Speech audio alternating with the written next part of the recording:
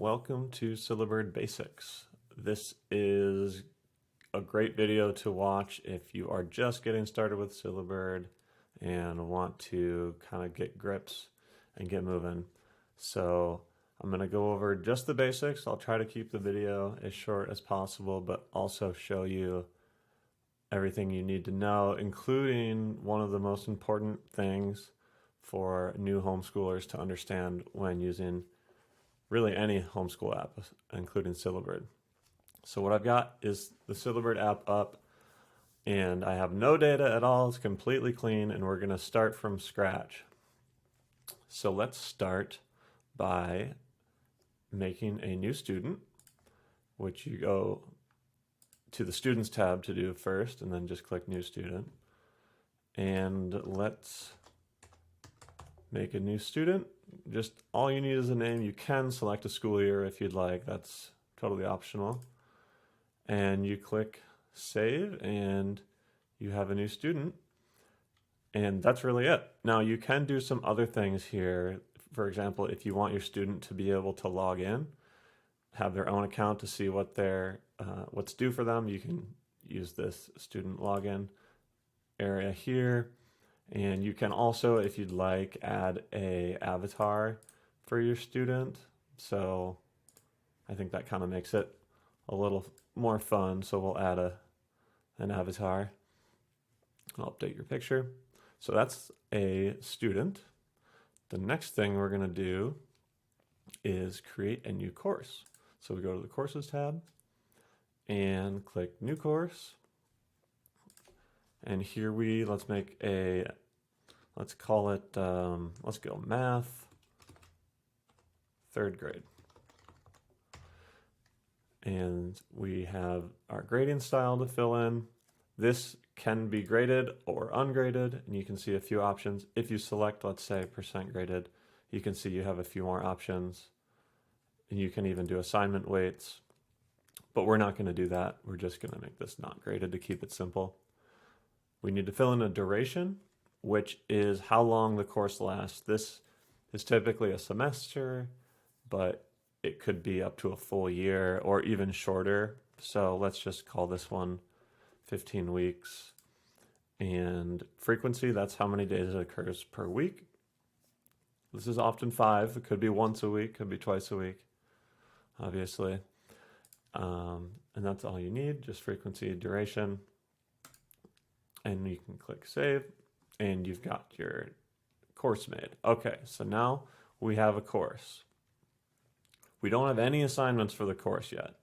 What we need to do is click Plan Assignments to start planning. Another way we can do that is by going to the Plan page, and here you'd see all your courses, and you can just click Plan Assignments to start planning. This is the plan page. On the left side, this is what we call the weekday navigator, and it lets you quickly go schedule assignments on a particular week, which are these rows, or day, which are the columns. So you can jump right to week 1, day 5, and start planning. Let's make an assignment on week 1, day 1, first day of the course, and let's just call it do some math, because it's a math course. So when we click Create Assignment, we will see the assignment shows up here. It's also in the All tab. This is all assignments in the whole course.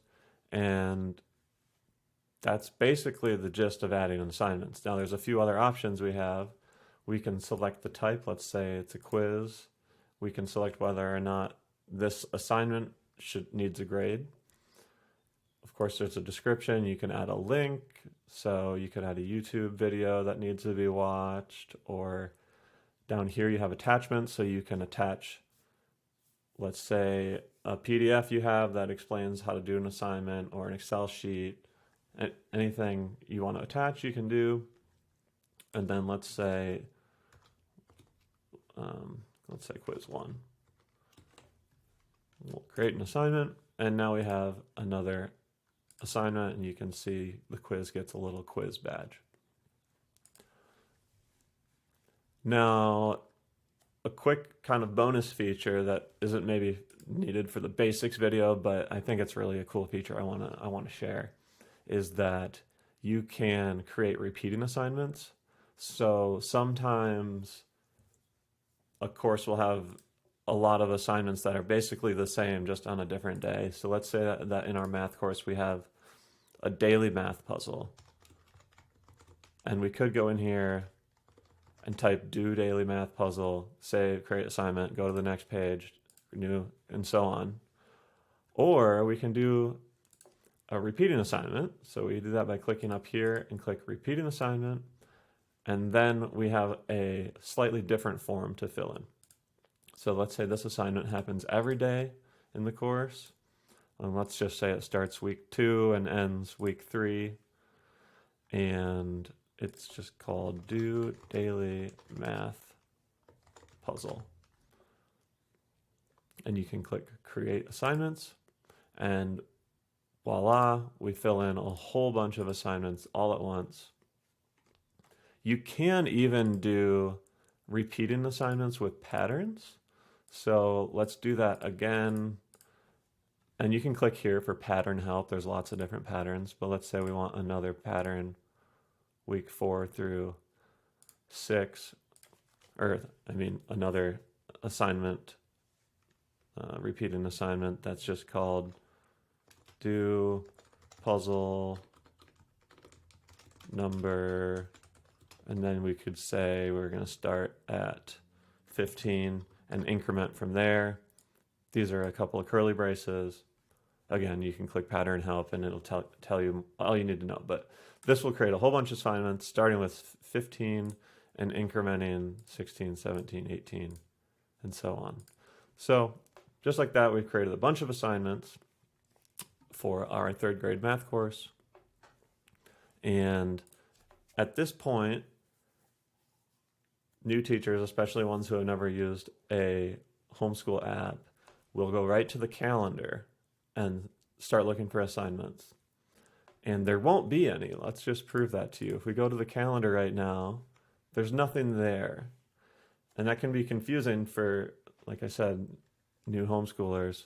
The reason is that the way we think about these courses, and this is the kind of the most important takeaway for this video for a lot of people, these courses are like a collection of assignments, and they can get assigned to students, but they're not assigned on particular days of the calendar yet. They're just the layout.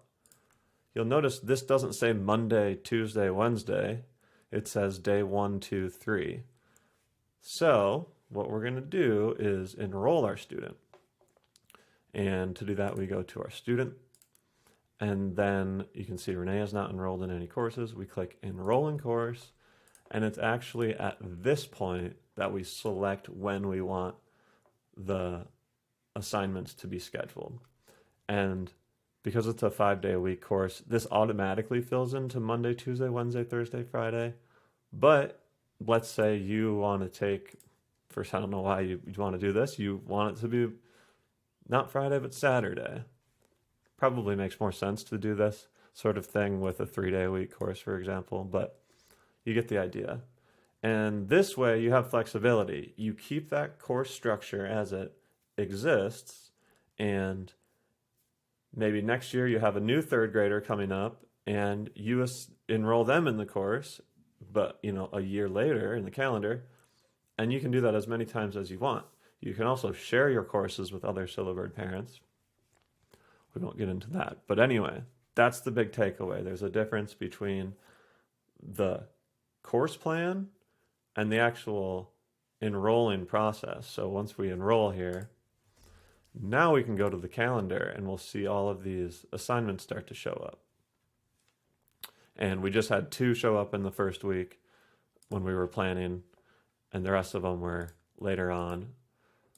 So let's go and schedule those, because I want to show you that you don't have to plan your whole course at once. You can always go back and add things to your course plan, and they'll populate in the calendar. So the fastest way to get to the plan page for this course would be to click Edit, and that'll take us right to the plan page. So let's fill in these, and let's do a repeating assignment. It will should be just slightly faster.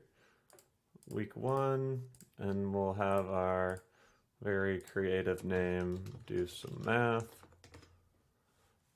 And then now when we create these assignments, they should fill in. When we go back to the calendar, you can see they've all filled in. So those are the basics. And we haven't covered a number of things. We haven't covered rescheduling. We haven't covered vacations. We haven't covered printing or sharing your course plan. There's lots of different things that you can do, but hopefully this is enough to just get you started. Maybe I'll show you really quickly just vacations. So to do a vacation from the calendar page, you just click Manage Vacations. And then let's say we have, we're just gonna go to the zoo today instead because it's a beautiful day.